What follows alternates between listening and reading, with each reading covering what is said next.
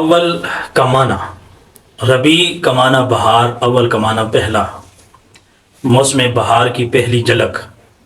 سبحان اللہ، ربیع الاول کے لفظ سے ہی جو ہمیں بہاریں سمجھ میں آ رہی ہوتی ہیں وہ ایک کامل ایمان والے کے لیے کافی ہے۔ ربیع الاول کو ربیع الاول کیوں کہتے ہیں، اس کی تحقیقات میں ہم جائیں تو شاید بڑا طویل وقت لگ جائے۔ میں مختصراً یہ عرض کرنا چاہتا ہوں کہ ربیع الاول کہنے کی وجہ، اس مہینے کو ربیع الاول کیوں کہا گیا، اس لیے کہ آپ صلی اللہ علیہ وسلم کی تشریف آوری سے پہلے لوگ جاہلیت میں ڈوبے ہوئے تھے، کفریات میں ڈوبے ہوئے تھے، شرکیہ عقائد میں ڈوبے ہوئے لوگ تھے، اخلاق سے گرے ہوئے لوگ، اور اخلاق سے گرے ہوئے ہونے کا یہ عالم تھا کہ لوگ پتھروں کا پوجا کیا کرتے تھے اور بڑے فخر سے کہتے تھے کہ میرے اتنے رب ہیں، بارش کا رب فلاں ہے، اور بچوں کا رب فلاں ہے، روزگار کا رب فلاں ہے، اور پھر ان سے مرادیں مانگ کر اپنی مرادیں پوری کی جاتی تھیں کہ میری مراد یہ فلاں بت نے پوری کی ہے۔ جاہلیت کا یہ عالم تھا کہ لوگ اپنی بچیوں کو زندہ درگور کرتے تھے۔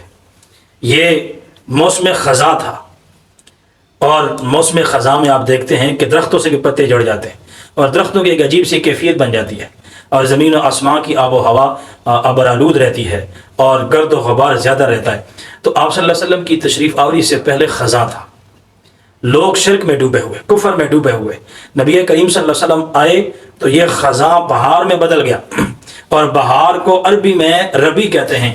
اس لیے اس مہینے کا نام ربیع الاول رکھ دیا گیا کہ اس سے پہلے جو لوگ موسم خزاں میں تھے، کفریات کی صورت میں، شرکیات کی صورت میں، کفریات سے نکل کر ایمانیات میں آئے، شرکیات سے نکل کر توحید میں آئے، اور بد اخلاقیوں سے نکل کر، اور اخلاق میں گرے پڑے لوگ بد اخلاقیوں سے نکل کر اخلاق کے حمیدہ کے مالک بن گئے، تو موسم خزاں موسم بہار میں بدل گیا، اس لیے اس مہینے کا نام ربیع الاول رکھا گیا۔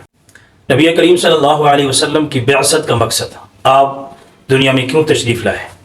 آپ مختلف خطباء کے بیانات سنتے ہیں، مفسرین کی تفسیریں دیکھتے ہیں، واعظین کی وعظ سنتے ہیں، خطباء کے خطبے سنتے ہیں۔ ہر خطیب کا ایک اپنا انداز ہے، ہر وعظ کرنے والے کا ایک اپنا انداز ہے وعظ کرنے کا۔ میں اپنی بساطت کے مطابق کوشش کرتا ہوں کہ آپ کو یہ بات سمجھا سکوں۔ آپ صلی اللہ علیہ وسلم کی دنیا میں تشریف آوری کا مقصد اللہ کے بندوں کو اللہ کا تعارف کرانا، سب سے بڑا مقصد یہ تھا کہ اللہ کے بندے اپنے رب کو پہچان لیں۔ جیسے کہ صحابی رسول صلی اللہ علیہ وسلم سے بادشاہ نے پوچھا کہ آپ جس پیغمبر کی اتباع کرتے ہیں ان کا مشن کیا ہے، ان کا کاز کیا ہے، ان کے آنے کا مقصد کیا ہے، وہ کہتے کیا ہیں؟ تو وہ صحابی رسول صلی اللہ علیہ وسلم فرمانے لگے کہ ہمارا مشن جو ہمیں اپنے امام نے، محبوب خدا صلی اللہ علیہ وسلم نے دیا ہے، وہ یہ ہے کہ ہم اللہ کے بندوں کو بندوں کی بندگی سے نکال کر اللہ کی بندگی میں لے آئیں۔ یہ نبی کریم صلی اللہ علیہ وسلم کے آنے کا مقصد ہے کہ لوگ لوگوں کی بندگیوں سے نکل جائیں۔ جیسے آپ معاشرے میں دیکھتے ہیں کہ ہم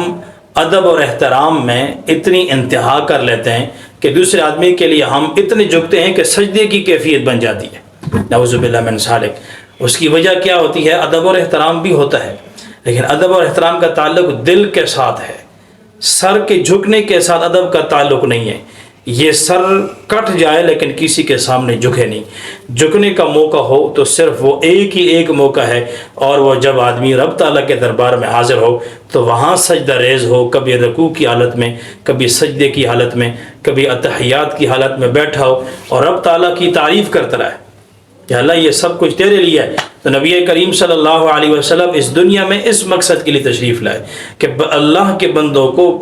بندوں کی بندگی سے نکال کر اللہ کی بندگی میں داخل کر لیں۔ یہ نبی کریم صلی اللہ علیہ وسلم کے آنے کا مقصد ہے، اور اس مقصد کو پورے عالم تک پہنچانے کے لیے حضرات صحابہ نے بہت اعلیٰ قسم کی محنت کی۔ عمر بن خطاب رضی اللہ تعالیٰ عنہ مدینہ منورہ میں گشت فرماتے، اور آپ تاجر بھائیوں سے ملاقات کرتے اور آپ پوچھتے، آپ نے تجارت شروع کی ہے، آپ نے یہ کاروبار شروع کیا ہے، آپ نے بزنس شروع کی ہے، آیا آپ کو بزنس کے حوالے سے کوئی معلومات بھی ہیں کہ شریعت اس کے بارے میں کیا کہتی ہے، شریعت کے تعلیمات کیا ہیں؟ نبی کریم صلی اللہ علیہ وسلم جس مقصد کے لیے اس دنیا میں تشریف لائے وہ مقصد دکانیں بنانا نہیں، کاروبار کو چمکانا نہیں، آپ صلی اللہ علیہ وسلم کی تعلیمات کو ہر موقع اور محل پر لاگو کرنا، یہ اصل ہے۔ کیا آپ کو علم ہے بزنس کے بارے میں، انفارمیشن ہے، آپ معلومات رکھتے ہیں یا نہیں رکھتے؟ اگر جواب نہیں میں ملتا، آپ فرماتے ہمارے شہر سے نکل جائیں، ہمارے شہر کے ماحول کو خراب نہ کریں۔ آپ کی زندگی بے مقصد ہے، مقصد والی زندگی تو یہ ہے کہ آدمی نبی کریم صلی اللہ علیہ وسلم کی تعلیمات کو لے کر عملی زندگی اختیار کرے۔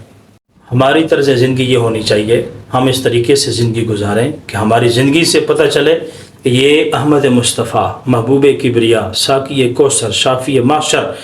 نبی کریم صلی اللہ علیہ وسلم کا امتی ہے۔ ہمارے طرز سے، ہمارے لباس سے، بالوں سے لے کر پاؤں کے ناخنوں تک ہم سنتوں میں ایسے ڈوبے ہوئے ہوں کہ دور سے نظر آئے کہ یہ آپ صلی اللہ علیہ وسلم کا امتی آ رہا ہے،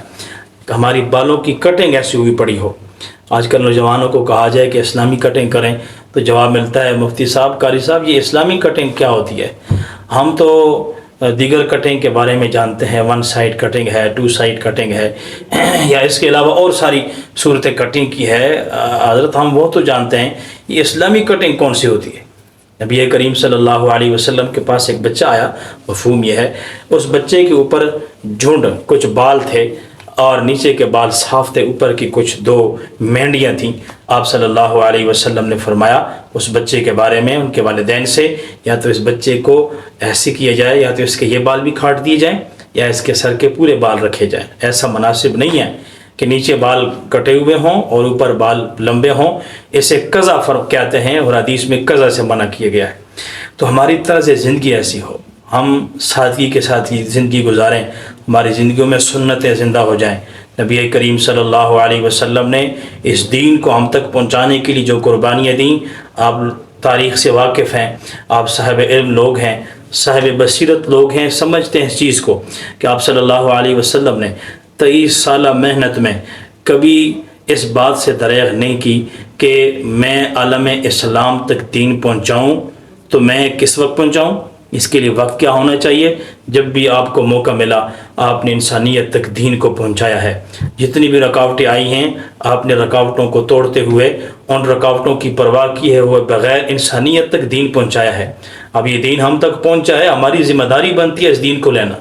اگر کسی سے آج کل کہا جائے بھئی آپ مسلمان ہیں، کلمہ پڑھا ہوا ہے، دین کے مطابق زندگی گزاریں، جواب ملتا ہے چھوڑے مفتی صاحب یہ پرانی باتیں ہمیں نہ سنایا کریں، ہمیں ان باتوں کا علم ہے، کوئی نئی بات آپ ہمیں بتائیں۔